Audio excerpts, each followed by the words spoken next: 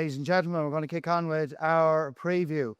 Kindly sponsored by Novice Bets, of course. Don't forget to click on to the website, put in a tenner, you'll get €70 of free bets and a lot of special offers, of course, courtesy of Novice Bet next week at the Cheltenham Festival. All the handicaps paying out in the first 7 places as well. We will, and enhancing our panels, naps of the week as well.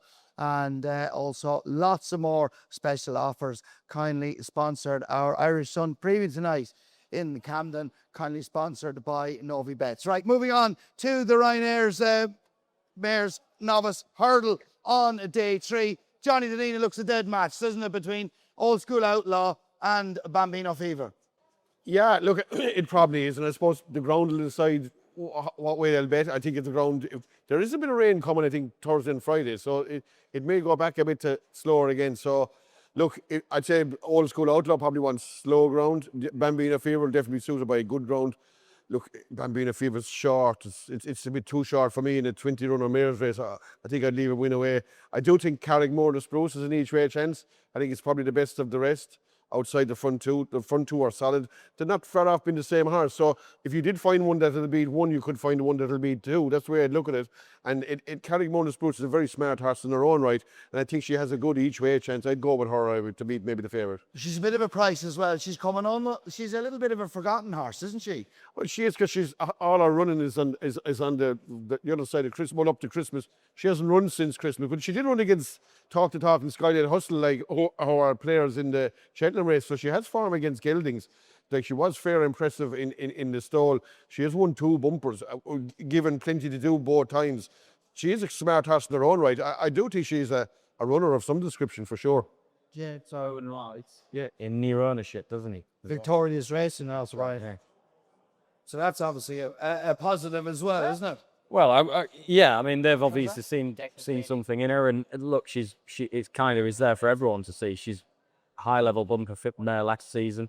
She's finished second in an Open Grade 1 already, albeit she would have been third. Obviously, if the talk hadn't come down, but yeah, she's a good mare. I'd give a bit of a positive to Charme de Faux as well, who won in Fairless last time out. Quickened up really well. It was the same card that El Kairos won on. 8 seconds quicker time now. They went no gallop at all in the El Kairos race, so it's probably not that relevant. But the last half mile was nearly identical to what El Kairos clocked as well, so that's maybe a little bit more positive.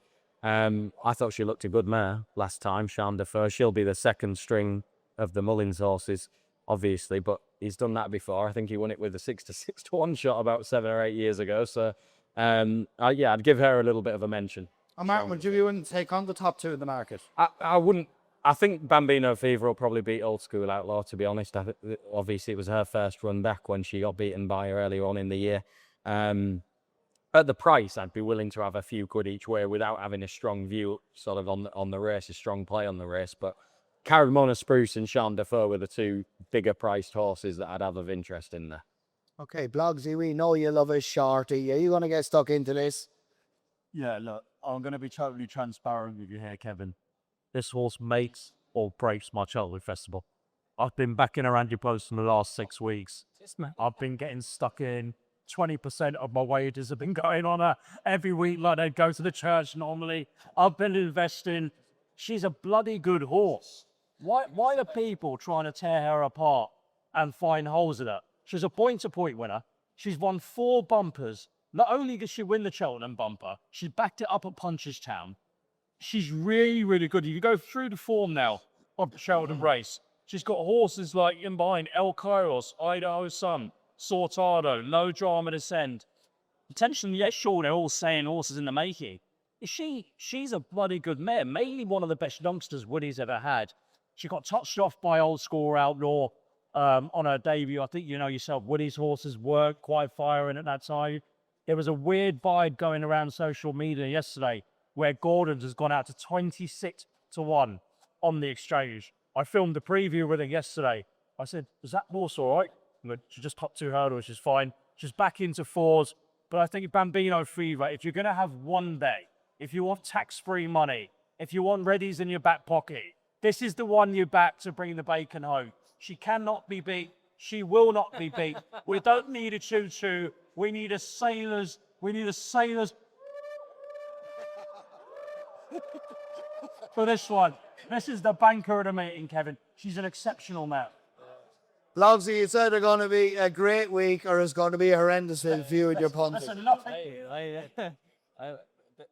Before we came on here, Kevin, Blousy told me he's gone out with his wife 18 years. I'd say after Cheltenham this year, there's a bit fucking check she's going, I'd say. Blousy, if it don't, because you'll be going to Cheltenham, I'd say. You want to make ticket. Does Mrs. Blogsy know about all your investments in her future? You know, Kevin, I've got one of those boards at home that you put peas in. And when I do my betting shop runs, I pin all these at the post bets in. And it's like a montage. And some of them disappeared 9 months out and some of them are still there. But it would make a great video. Watching them all. And some of them, when you go, can I come over and put the money on the table? She takes half of it and swindles it away. She's used to my antics at this stage. But I'll tell you one thing about my anti-post bets, whether it's flat racing or jumps racing, I can pull off quite a few miracles. Two boys having a Mrs. Brady. The two boys are laughing, but you know they're the only two here that are not married yet. You see, so they don't realise when the money comes on the table, half it just automatically disappears. Yeah, this you know we do it well. Aidan, anything fun, Rad? Logsy having a missus for 18 years is his biggest miracle anyway.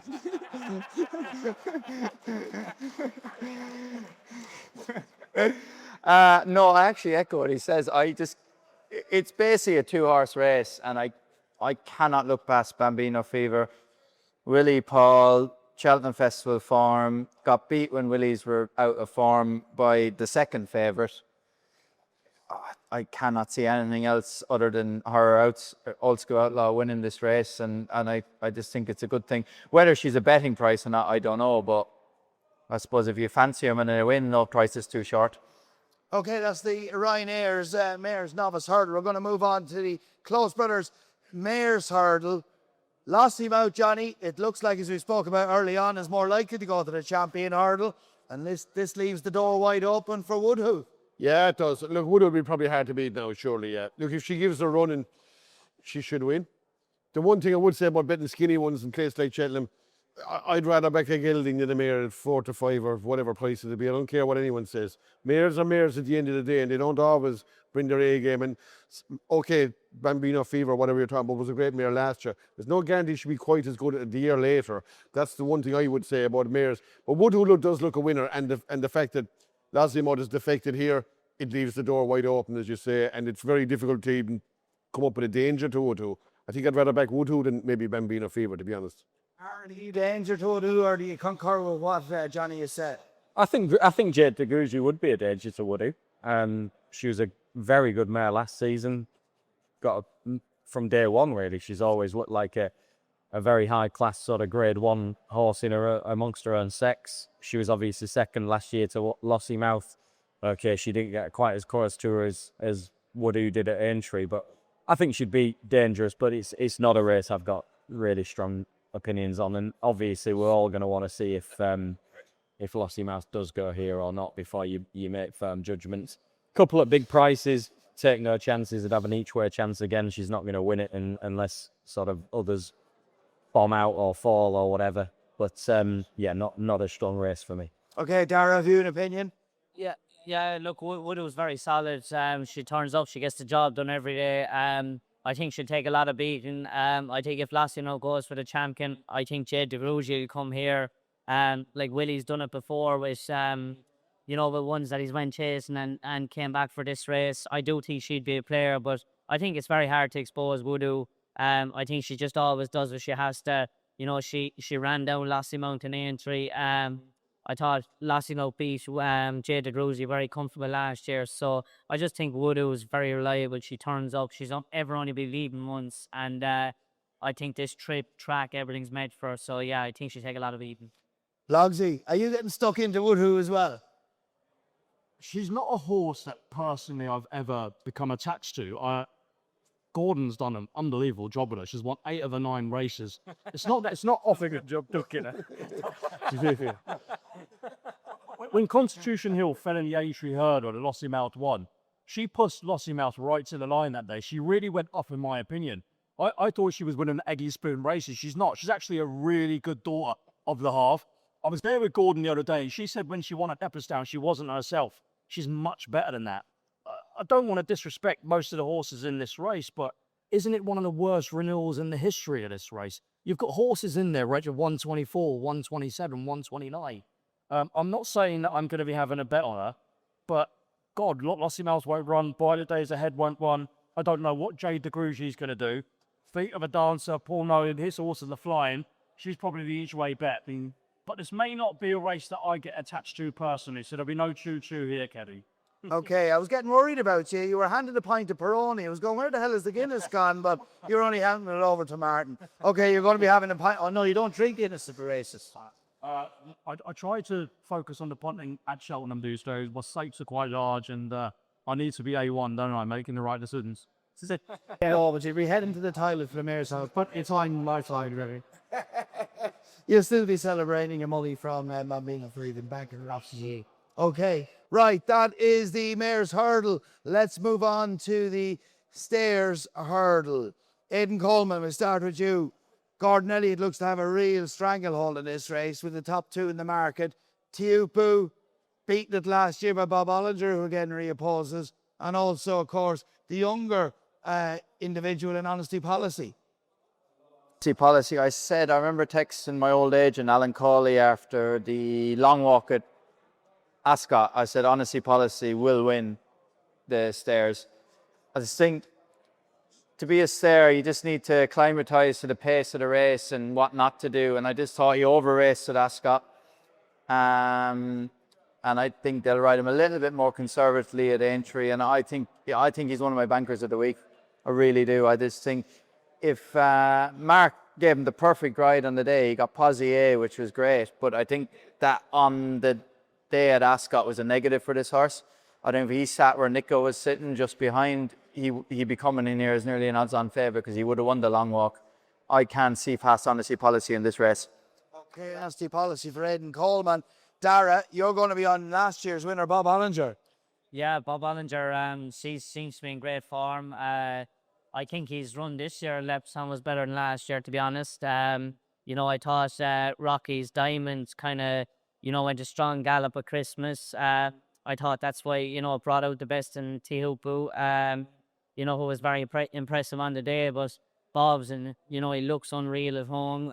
He is 11, but, you know, I think this race has been his main target. The ground drying out, I think, is a big advantage to him as well. And, yeah, I think he's a major player again, you know, and I think it's a strong renewal of the race. I think, you know, you have Tiupu there, you've Imposed Trois, you've Honesty Policy.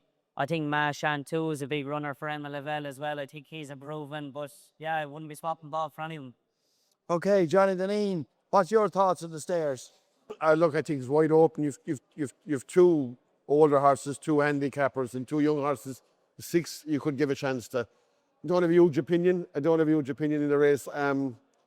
You could find fault in probably them all, but I suppose the Tiupu was probably the one to beat. But look, he's been here 3 times. He's won one.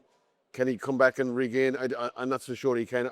I know a huge opinion, but I would, if the ground was dry, I'd give Henderson's horse a chance. What's he called? Yeah, Impose Trois. I'd give that a little each way chance if the ground was dry. It's only about 150-yard run in him. You have to be delivered really, really late to have any chance of winning. But he's a high cruising speed. He's a horse that I could see him tacking onto the back of these, going to the last and having one go. His run doesn't last that long. That's the only thing. So he'd have to be ridden to, if he's good enough to ridden to perfection. If he's after bridle before the last, he has no chance. But he's a horse I think has a little chance in a tough race. Okay, to take up the pieces, Martin Dixon. Yeah, I'd be focusing on the up-and-coming younger horses, really. I don't think the last couple of years of Stayers Hurdle have been the strongest, necessarily. And we've got a few improvers in the race. Cabral de Matan, not convinced he'll stay, but if he does, he's a good horse. Honesty Policy definitely has a big chance. I think he's come a long way in a short space of time, hasn't he? It's only, I think, less than 18 months ago that he made his debut, and he's obviously proven himself to be a Grade 1 horse subsequently. And I was heard this week last year at Leopardstown. Yeah, just not won it. Yeah, and then he went to Aintree, and obviously he's had couple of goes over 3 miles, but he is a stayer. So he's going to be getting better all the time. Mashan too, I've got a lot of time for. He's got a great Cheltenham record. Whether he's quite this level, I don't know, but I think he'll run very well. So I'd just be generally focused on the up-and-coming horses. I don't think Impulse Trois really gets home at Cheltenham if it's a truly run race. It does look, for what it's worth, that he is going to come here, judging by the market vibes, and that's quite significant for the Potemps handicap, because it would mean the weights go up £7 if he doesn't go to the Potemps and he comes here instead. So that brings a lot more horses into the weights for that, which we'll touch on later. But certainly the vibes are that him and Ballyburn will be winning here. Okay, Blogsy, what wins the stairs? Yeah, I mean, I suppose in what a smart way. It was a painful beat last year, Kevin, watching Tiapu get beat by Bob Ollinger. I know Rob Aitchison always says, JBB, just back Bob. He's been a cracking horse for Henry, and I couldn't rule out Bob Ollinger. Henry is like a master of getting horses right for that meeting, and if the ground dries out, I'd be really, really sweet on him. And Aidan, you were saying it was 16 degrees today. It's drying out the whole time. I'd be worried about him, They will water Cheltenham at some stage in the next week. We're looking at good soft. Good in places. I really think, if Cheltenham dries out, unless it's raining on the day, it's good ground. It's one of these places where my personal bet will be ground dependent.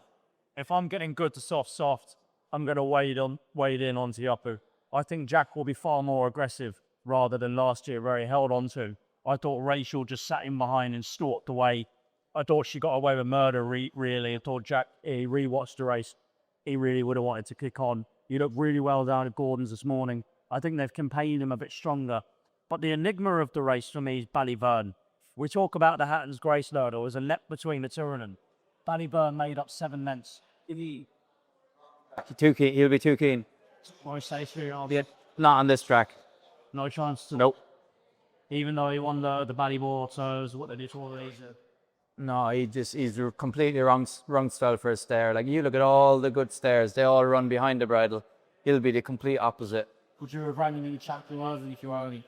If he's going to win a Cheltenham, he'll be a champion. I probably actually would. In this champion, champion hurdle, he'd have a chance. Genuine. I just think stairs need to be off the bridle a mile out and then stay on. He'll be pulling it a mile out in this race, and he's completely wrong on so. So you've been raced, Kevin. It's one of the races of the week, in my opinion. Tabrao Dunathan, I respect the horse, but whether or not he's a 3-miler, a strong you-run 3-miler, I'm not so sure. He's been impressive in 2 Wheatus races, but he's going to have to step up big time. Honesty policy, was he at 7 runs over hurdles? Very like your race line. It could be so much more to come. I think it's one of those races you wait until the day and make an adjustment. If you're asking me for a selection, at this stage, based on what Aidan is saying at the Grand, probably going to be Bob Ollinger. But I am looking for revenge for Tiapu. Can't be any fairer than that. Right, the Ryanair. Quick word on the Ryanair before we finish up with day 3. Don't be worried. The bet boosts are coming shortly, courtesy of our sponsors, Novi Bet. Quick word on the Ryanair. Blogsy, we'll start with you. We're have a stroke forecast to repeat last year. Factor file to beat Harswood. We'll pay about 7-1. Say no more. Johnny Deneen.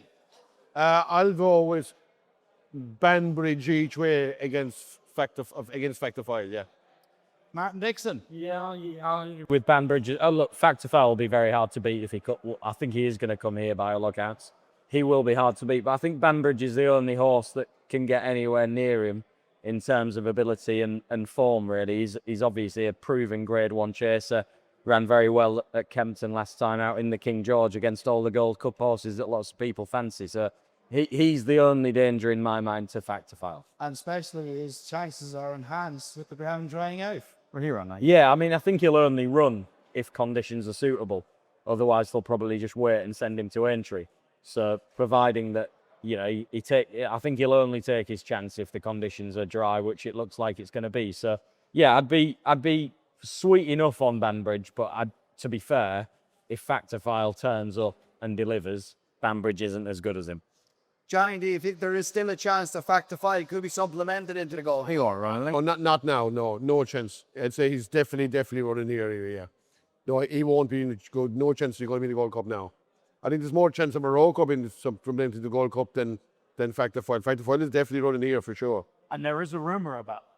Is there? Elaborate a little bit more, Blobsy. I can't say much, but I've heard a strong rumour. That's all I can say. Stay tuned. Watch the tweet machine. Morocco. Morocco and go for the Gold Cup. Interesting. You're sworn to secrecy. Aidan Coleman, quick word line there. Well, I did read this morning that John Bon might not go to Cheltenham. I think he's made for this race. I've said it all the time. He hates the old course at Cheltenham. Champion Chasers run around this course. I think he would have won 2 of them. He should run in this, but the sounds of it, he's not. Look, it's very boring, but the fact the fall comes up, like, what's going to beat him by himself, and he's solid enough. Can't see anything past him.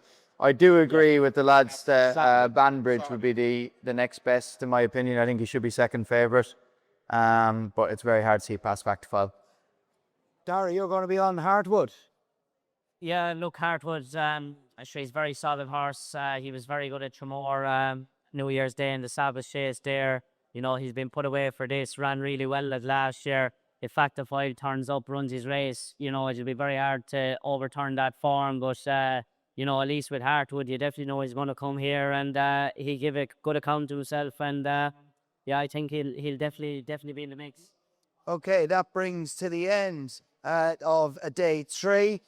Don't forget our special offers from our sponsors, Novice. Sign on into an account here this evening for a tenner. Put in a tenner, you have a €70, a free bet. Lots of different price boosts and special offers with our sponsors at Novibet throughout the week of Cheltenham Festival as well. And of course, all the handicaps.